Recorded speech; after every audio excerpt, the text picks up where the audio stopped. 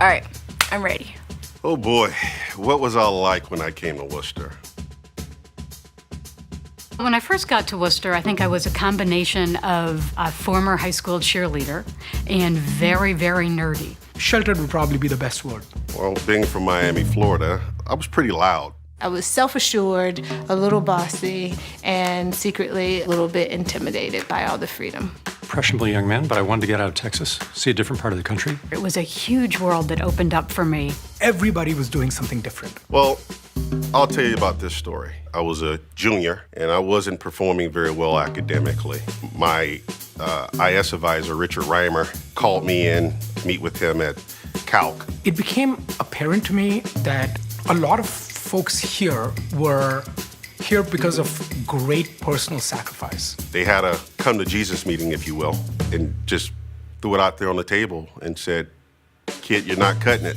People had really tried hard, saved money, done a lot of different things to be here. And that, to me, transformed how I approach education. That was a defining moment for me because I needed that challenge. I needed that wake-up call. Through Apex, they actually funded me to be able to do my unpaid internship with money. When I had the experience to be a counselor on the judicial board, it really, really allowed me to identify my own skill set as an advocate. That was the best experience of my life because I'm still currently working with Usher's New Look, and I got to meet Usher himself, and that was like a moment for me. I think one of my most transformative experiences at Wooster had to have been doing IS. My junior IS was about the revolution in Malawi, which is a small country in Eastern Africa, which so happens to be the place where my roommate was from. Doing that kind of project, that much hard work, original research, working very closely with Professor Mark Weaver. Becoming more independent through the research program encouraged me to seek new adventures, and that's one of the reasons why I ended up in Japan after I graduated.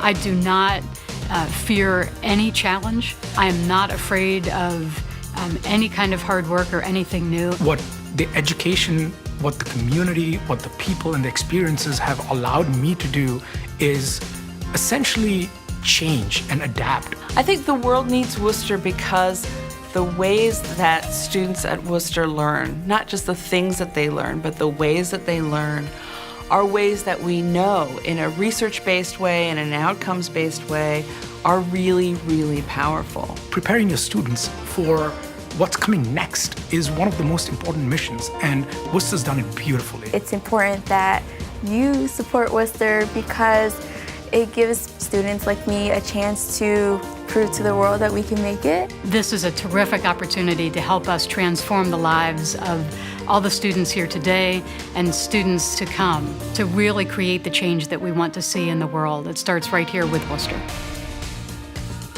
Hold on. Backtrack. Okay. Everybody in my high school went to schools in Pennsylvania or on the East Coast. So coming to Ohio was exotic. Wooster opened me to mental diversity. This is a magical place to really kind of set the course for you. And if only the whole world operated like the College of Wooster's campus does, I think we would be a much better place.